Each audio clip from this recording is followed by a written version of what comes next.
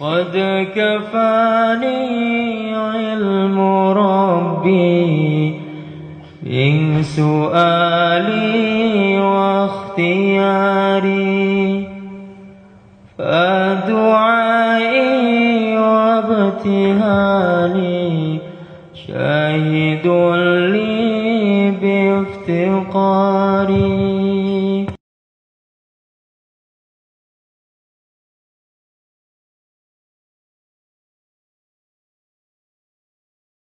Assalamualaikum warahmatullahi wabarakatuh. Innal hamdalillah nasta'inuhu wa nastaghfiruhu wa nu'minu bihi wa natawakkalu alayhi wa na'udzu bihi min shururi anfusina wa min sayyiati a'malina may yahdihillahu fala mudilla lahu wa may yudlilhu fala hadiya lahu. Asyhadu an la ilaha illallah wahdahu la syarika lahu wa asyhadu anna Muhammadan abduhu wa rasuluh. Allahumma salli ala sayyidina Muhammad wa ala ali sayyidina Muhammad wa ala ashabi sayyidina Muhammad wa tabi'in ajma'in, amma ba'da.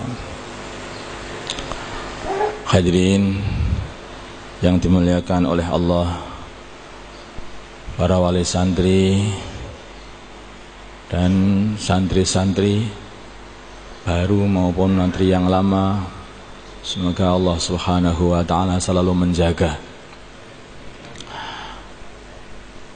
Hadirin, perkumpulan hari ini adalah perkumpulan yang maksud dan tujuannya hanyalah satu saja, yaitu urusan akhirat. Bukan untuk dunia, bukan untuk pamer dunia, juga bukan pula untuk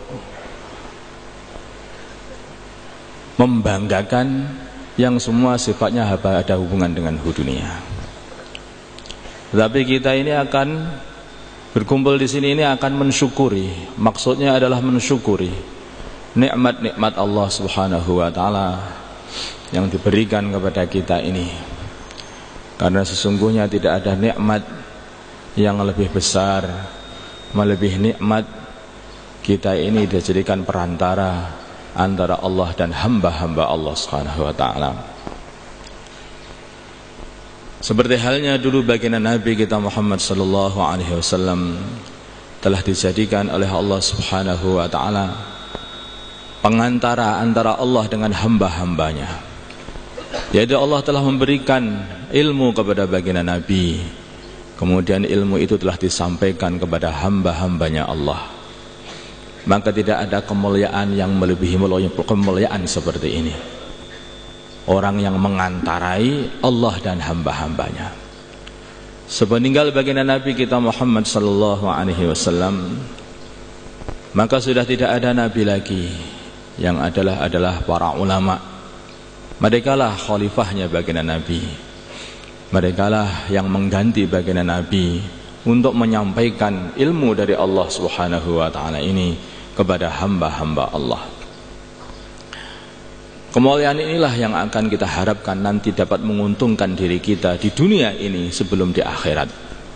Adapun di akhirat tentu saja para ulama akan dimuliakan yang begitu mulia, yaitu mereka tidak akan dimasukkan ke surga oleh Allah Subhanahu wa ta'ala sebelum mereka mensyafaati orang-orang yang dipilih oleh mereka sendiri untuk disyafaati. Maka hadirin yang dimuliakan Allah Subhanahu wa ta'ala, ada satu cerita, yaitu cerita yang telah dibaca tadi dalam Al-Quran surat Al-Kahfi, yaitu ceritanya Nabi Musa alaihi salatu wassalam, yang mana ketika beliau ini dalam keadaan khutbah, maka beliau telah ditanya oleh seseorang, "Wahai Musa, Nabiullah Musa, apakah ada orang yang lebih alim daripadamu di muka bumi ini?" Maka Nabi Musa alaihi salatu wassalam, beliau menjawab, "Tidak ada, orang yang paling alim di bumi ini adalah aku," kata Nabi Musa. Maka Allah Subhanahu wa ta'ala telah memberi wahyu kepada Nabi Musa alaihi salatu wassalam, "Musa, sesungguhnya ada seseorang yang punya ilmu yang kamu tidak mempunyainya. Tempatnya sangat jauh." Hadirin yang dimuliakan Allah Subhanahu wa ta'ala, Nabi Musa, orang yang sudah jadi nabi, yang sudah alim, bahkan termasuk 5 nabi ulul azmi, pimpinan para anbiya alaihi wassalatu wassalam, yang 5 yaitu Nabi Ibrahim, Nabi Nuh, Nabi Musa, Nabi Isa, dan baginda Nabi kita Muhammad sallallahu alaihi wasallam.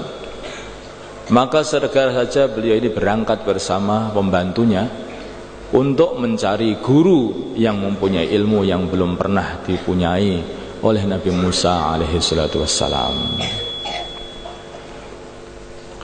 Beliau mengatakan kepada pembantunya, la abrahu hatta ablugha majma'al bahrain hatta amdiya hukubah.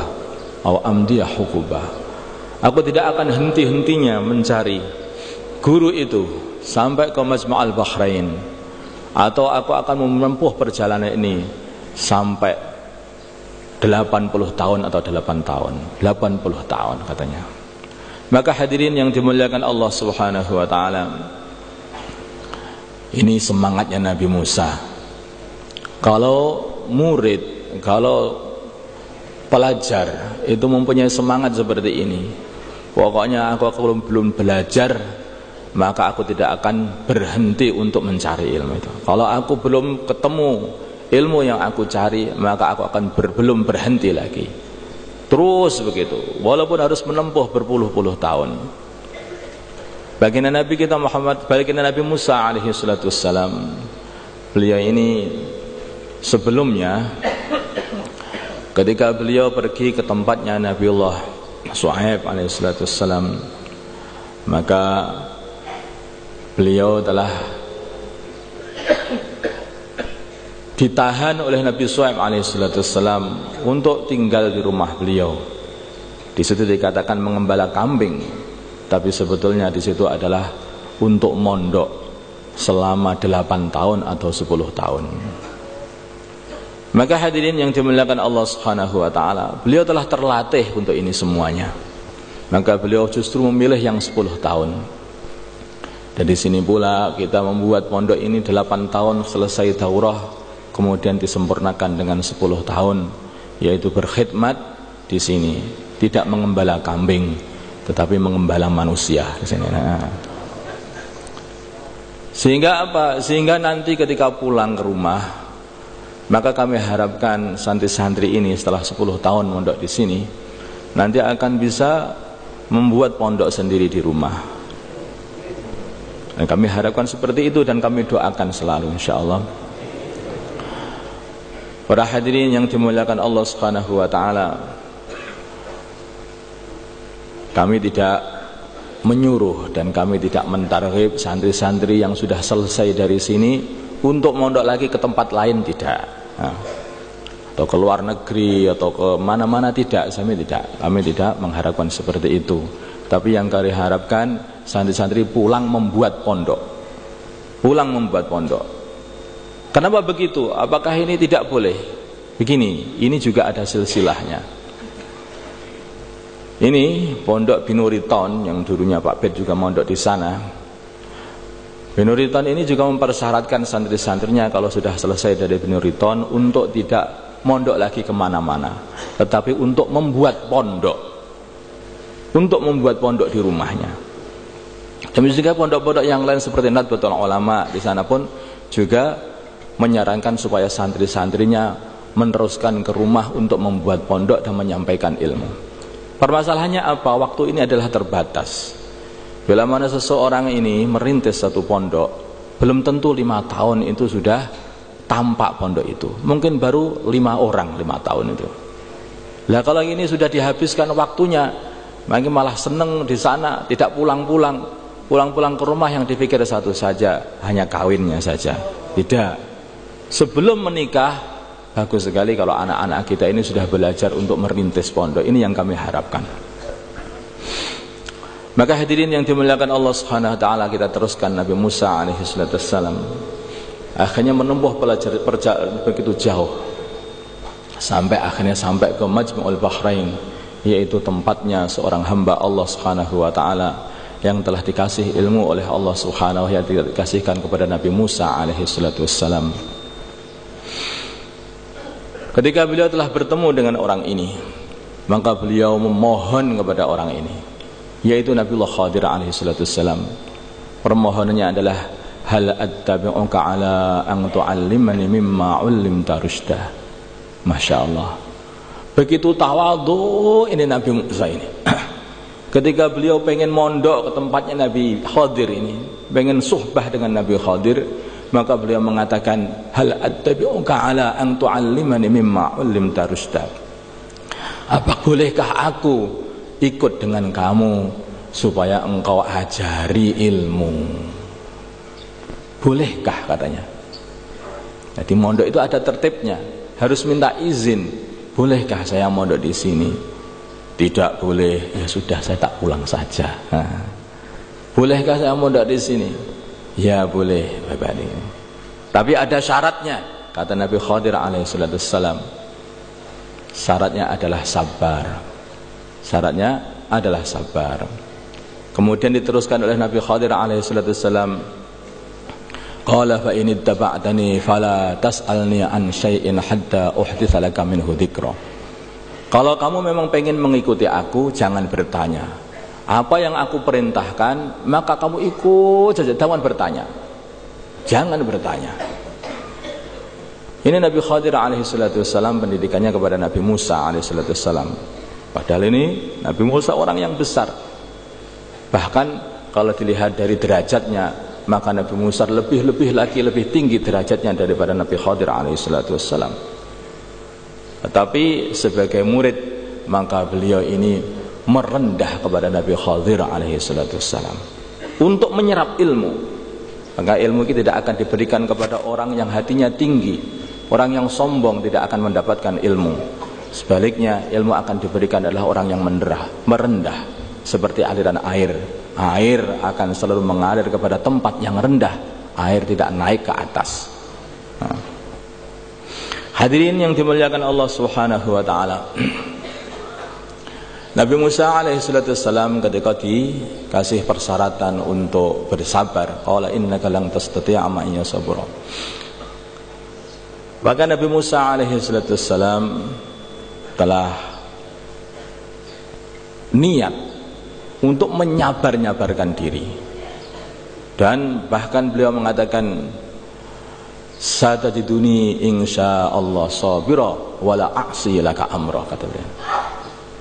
Kamu enggak akan bisa sabar wahai Musa, Nabi Musa alaihi wasallam. Oh, engkau akan dapati aku engkau akan dapati aku sebagai orang yang sabar, dan aku tidak sekali-kali tidak akan mendurhakai perintahmu. Ini syaratnya orang jadi murid.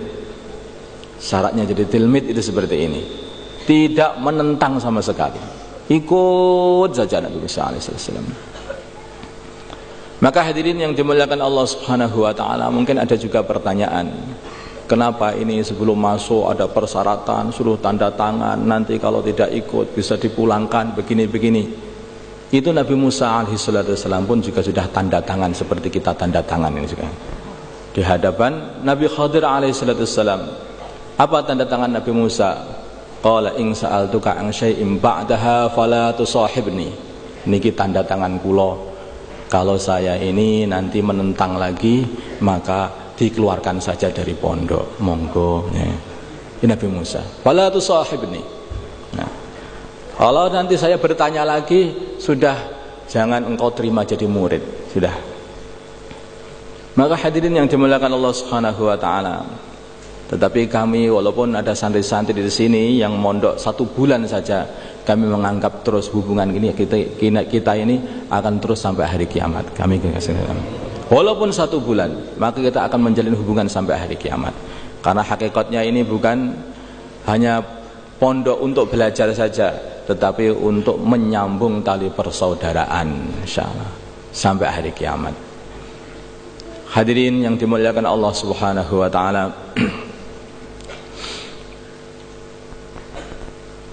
ketika kita sudah